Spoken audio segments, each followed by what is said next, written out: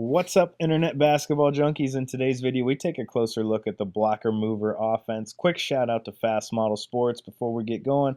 Fast Model is the best coaching software in basketball and software that I've used for 12 years now. Use the code in the description for 15% off. Now into the blocker mover offense. It is a continuity offense popularized by coaches Dick Bennett and later, more currently, by Tony Bennett at the University of Virginia.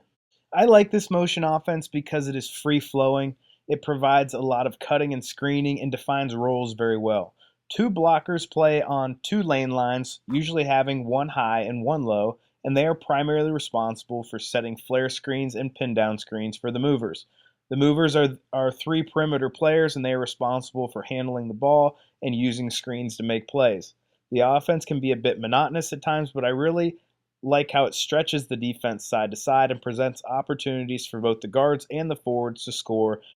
As we can see in the clips being shown now, the scoring opportunities for the movers come off using flare screens and pin down screens.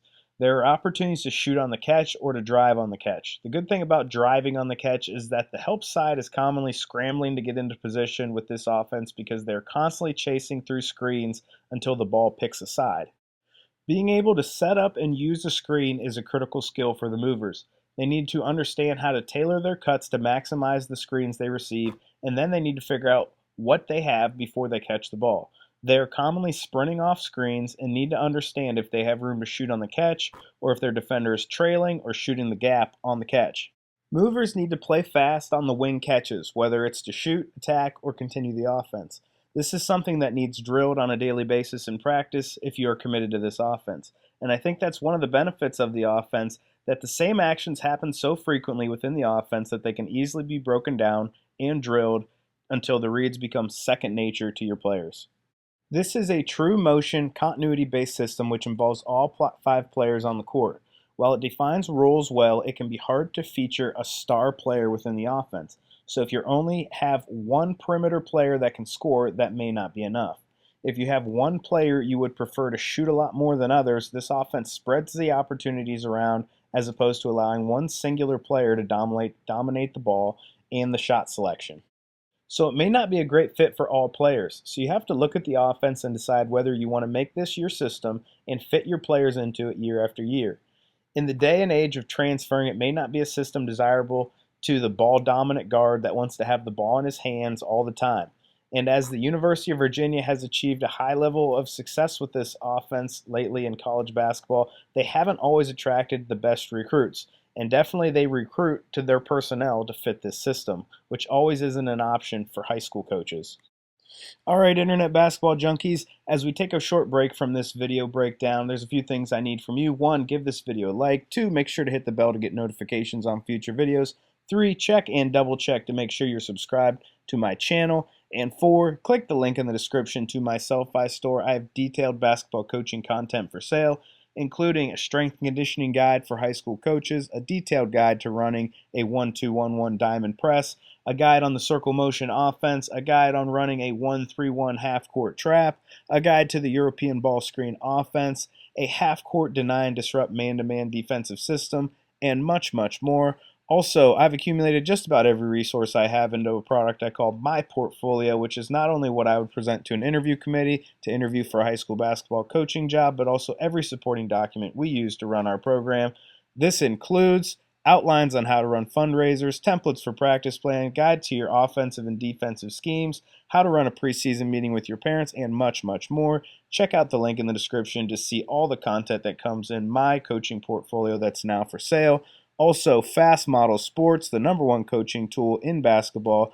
Fast Draw play diagramming and Fast Scout scouting report software can take your coaching and game planning to the next level. Create and download over 9,500 plays to share with your coaches and players with Fast Draw. Need help building scouting reports? Use Fast Scout to build custom scouting templates to best prepare your team for the upcoming opponents.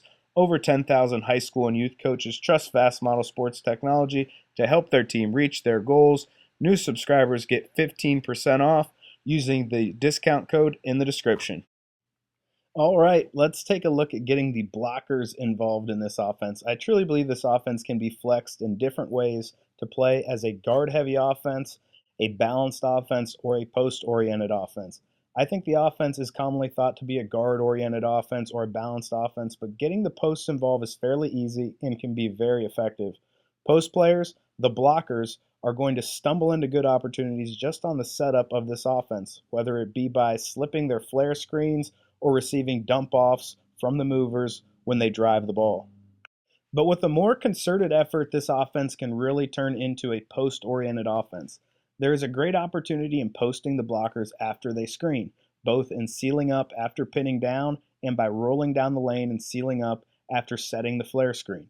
And even with this basic setup of the offense, there's opportunity to pass to the blocker at the elbow and then play high-low with the blocker on the opposite block. All the tactics that I just described are particularly effective against defenses that switch off the ball screens. This is something you want to be paying attention to as a coach schematically as defenses try to guard this offense. If they're switching the flare screen, the pin down, or any of the two-man games, we should be getting those post players to the rim and getting them touches with the mismatch of having a guard defending your blockers. I commonly have coaches email me and ask me for recommendations for offenses that utilize two post players. This is one of the offenses I always recommend. I don't think people realize how successful this offense can be at utilizing and getting touches for two post players. I think people think of blocker mover as the blockers doing the dirty work and the guards being the featured player. We will touch on the last option for utilizing big men a little bit later in the video, but first I wanted to take a break because there's a few things that I need from you. First is to give this video a like. Secondly, make sure to hit the bell to get notifications on future videos. And third, check and double check to make sure you're subscribed to the channel. And fourth, click the link in the description to my Sellfy store.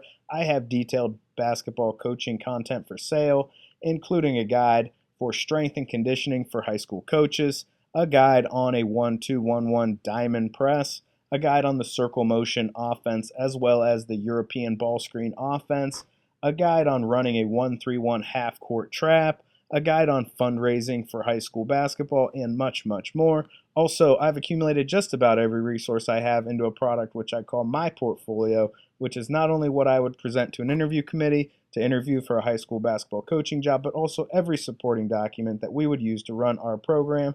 This includes outlines on how to run fundraisers, templates for practice plans, guides for our offensive and defensive schemes, how to run a preseason meeting with your parents, and much, much more. Check out the link in the description to see all the content that comes in my coaching portfolio that's now for sale.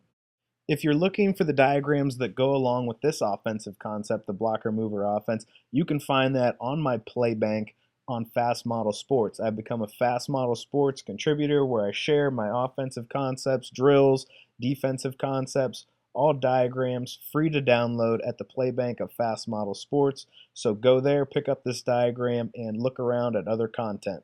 The last option that can be used to get your big men involved in this offense is to chase the pass receiver on the perimeter for a ball screen, whether it be after a pin or a flare. The spacing is set up to incorporate a lot of two-man games within this offense if you so desire. As you're seeing on film now, the bigs screen on the flare or on the pin and then just turn and screen on the ball.